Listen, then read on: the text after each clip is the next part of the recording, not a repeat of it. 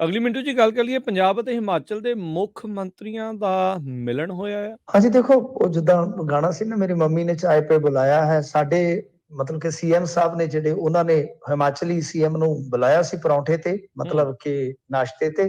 ਸਵੇਰੇ ਗੱਲਬਾਤ ਹੋਈ ਆ, ਗੁਫ਼ਤਗੂ ਹੋਈ ਆ ਤੇ ਬੜੇ ਵਧੀਆ ਮਾਹੌਲ ਦੇ ਵਿੱਚ ਹੋਈ ਆ। ਚੰਗੀ ਗੱਲ ਆ। ਪਿਛਲੇ ਦਿਨਾਂ 'ਚ ਕੁਝ ਤਲਖ ਸਾਡੀ ਕਲਾਮੀ ਵੀ ਹੋਈ ਆ, ਕੁਝ ਘਟਨਾਵਾਂ ਵੀ ਹੋਈਆਂ। ਵੈਸੇ ਵੀ ਜੇ ਤੁਸੀਂ ਦੇਖੋਗੇ ਤਾਂ ਥੋੜਾ ਜਿਹਾ ਮਾਹੌਲ ਤੱਤਾ ਠੰਡਾ ਰਹਿੰਦਾ ਹੀ ਆ ਪੰਜਾਬ ਹਿਮਾਚਲ ਦੇ ਬਾਰਡਰ ਵਗੈਰਾ ਤੇ।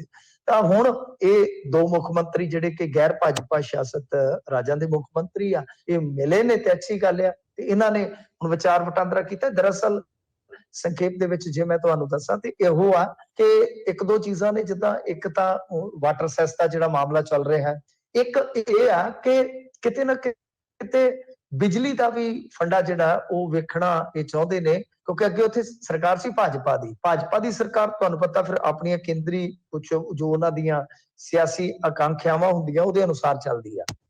ਤਾਂ ਹੁਣ ਸਰਕਾਰ ਕਾਂਗਰਸ ਦੀ ਆ। ਇਹ ਚਾਹੁੰਦੇ ਆ ਕਿ ਜਦੋਂ ਸਾਡਾ ਇੱਥੇ ਮਤਲਬ ਕਿ ਪੀਕ ਡਿਮਾਂਡ ਦਾ ਸੀਜ਼ਨ ਆਏਗਾ ਬਿਜਲੀ ਵਾਲਾ, ਤਾਂ ਕੁਝ ਬਿਜਲੀ ਅਸੀਂ ਹਿਮਾਚਲ ਤੋਂ ਲਈਏ। ਉਹਦੇ ਨਾਲ ਕੀ ਹੈ ਕਿ ਇੱਕ ਸਸਤੀ ਮਿਲੇਗੀ, ਦੂਸਰਾ ਕਿ ਟਰਾਂਸਮਿਸ਼ਨ ਦਾ ਖਰਚਾ ਬਚੇਗਾ ਬਿਜਲੀ ਲਿਆਉਣ ਦਾ, ਤੇ ਉਹਦੇ ਨਾਲ ਇਹ ਆ ਕਿ ਚਲੋ ਹਿਮਾਚਲ ਨੂੰ ਵੀ ਕਮਾਈ ਹੋ ਜਾਏਗੀ। ਗੱਲ ਬੁਰੀ ਨਹੀਂ ਹੈ, ਆਈਡੀਆ ਬੁਰਾ ਨਹੀਂ ਹੈ। ਬਾਕੀ ਦੇਖੋ, ਮੈਂ ਤਾਂ ਕਹੂੰ ਵਾਟ ਐਨ ਆਈਡੀਆ ਸਰ ਜੀ ਉਹ ਕਹਿੰਦੇ ਹੁੰਦੇ ਸੀਗੇ ਨਾ ਟੈਲੀਕਾਮ ਕੰਪਨੀ ਦੀ ਮਸ਼ਹੂਰੀ। ਤਾਂ ਇਹ ਵਧੀਆ ਗੱਲ ਹੈ, ਵਧੀਆ ਆਈਡੀਆ ਹੈ। ਸੋ ਚੰਗਾ ਹੈ ਜੇਕਰ ਇਸ ਤਰ੍ਹਾਂ ਇਹਨਾਂ ਦਾ ਇਹ ਸਮਝੌਤਾ ਹੋ ਜਾਵੇ, ਬਿਜਲੀ ਵਾਲਾ ਵਧੀਆ ਡੀਲ ਡਨ ਹੋ ਜਾਵੇ। ਕਿਉਂਕਿ ਇੱਕ ਪੰਗਾ ਹੋਰ ਵੀ ਹੈ ਕਿ ਇੱਕ ਸਾਡਾ ਉੱਥੇ ਪ੍ਰੋਜੈਕਟ ਲੱਗਾ ਹੋਇਆ, ਪਰ ਉਹ ਜਿਹੜਾ ਪ੍ਰੋਜੈਕਟ ਲੱਗਿਆ ਹੋਇਆ ਉਹਨਾਂ ਦੀ ਜਗ੍ਹਾ ਦੇ ਵਿੱਚ, ਉਹ ਜਗ੍ਹਾ ਬੇਸਿਕਲੀ ਗੋਰਿਆਂ ਨੇ ਲੀਜ਼ ਤੇ ਮਤਲਬ ਕਿ ਲਈ ਸੀਗੀ, ਤੇ ਉਹ ਆਪਣੇ ਪੰਜਾਬ ਦੇ ਖਾਤੇ 'ਚ ਆ 99 ਸਾਲ ਵਾਸਤੇ, ਤੇ 2024 'ਚ ਉਹ ਲੀਜ਼ ਖਤਮ ਹੋਣੀ ਆ। ਤੇ ਉਹਦਾ ਕਬਜ਼ਾ ਵੀ ਹਿਮਾਚਲ ਮੰਗ ਰਿਹਾ ਕਿ ਬਈ ਹੁਣ ਕਬਜ਼ਾ ਛੱਡੋ, ਪਰ ਪ੍ਰੋਜੈਕਟ ਪੰਜਾਬ ਦੇ ਹਿੱਸੇ ਦਾ, ਉਹਦੀ ਵੀ ਕਿਤੇ ਨਾ ਕਿਤੇ ਕੋਈ ਨਾ ਕੋਈ ਹੱਲ ਵਾਲੀ ਗੱਲ ਜਿਹੜੀ ਉਹ ਕਰਨੀ ਪਵੇਗੀ। ਸੋ ਚੰਗਾ, ਦੋਵੇਂ ਮੁੱਖ ਮੰਤਰੀ ਮਿਲੇ ਨੇ, ਬਹੁਤ ਅੱਛੀ ਗੱਲ ਆ। ਇਸ ਤਰ੍ਹਾਂ ਮਿਲ ਮਿਲਾ ਕੇ ਚਲੋ, ਪਰ ਬਈ ਜ਼ਿਆਦਾ ਵੀ ਨਾ ਮਿਲ ਮਿਲਾ ਕੇ ਕਿਤੇ ਅਮਿਤ ਸ਼ਾਹ ਵਾਂਗੂ ਉਹ ਉਧਰ ਵੀ ਜ਼ਿਆਦਾ ਮੇਲ ਨਾ ਕਰ ਲਿਓ। ਤੇ ਹਿਸਾਬ ਸਿਰ ਮਿਲ ਕੇ ਰਹੋ, ਵਰਤ ਕੇ ਰਹੋ, ਠੀਕ ਠਾਕ ਆ। ਪਰ ਪੰਜਾਬ ਦੇ ਹਿੱਤ ਦੇ ਵਿੱਚ, ਪੰਜਾਬ ਦੇ ਲੋਕਾਂ ਦੇ ਹਿੱਤ ਵਿੱਚ ਚੁਕੰਨੇ ਰਹਿਣ ਦੀ ਲੋੜ ਆ। ਜੀ ਜੀ।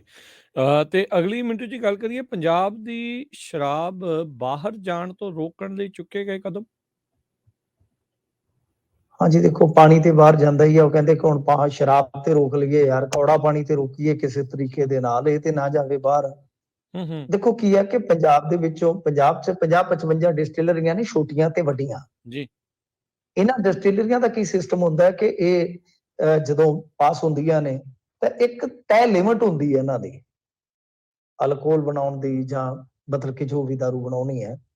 ਪਰ ਬਹੁਤ ਸਾਰੇ ਰਾਜਾਂ ਦੇ ਵਿੱਚ ਪੰਜਾਬ ਦੀ ਸ਼ਰਾਬ ਪਹੁੰਚਦੀ ਹੈ 2 ਨੰਬਰ 'ਚ, ਮਤਲਬ ਕਿ ਕੋਟਾ ਵੱਧ ਬਣਾ ਕੇ, ਜਿਹੜਾ ਤੈਅ ਕੋਟੇ ਨਾਲੋਂ ਵੱਧ ਹੁੰਦਾ ਉਹਨੂੰ ਬਾਹਰ ਕੱਢਿਆ ਜਾਂਦਾ ਟਰੱਕਾਂ ਰਾਹੀਂ।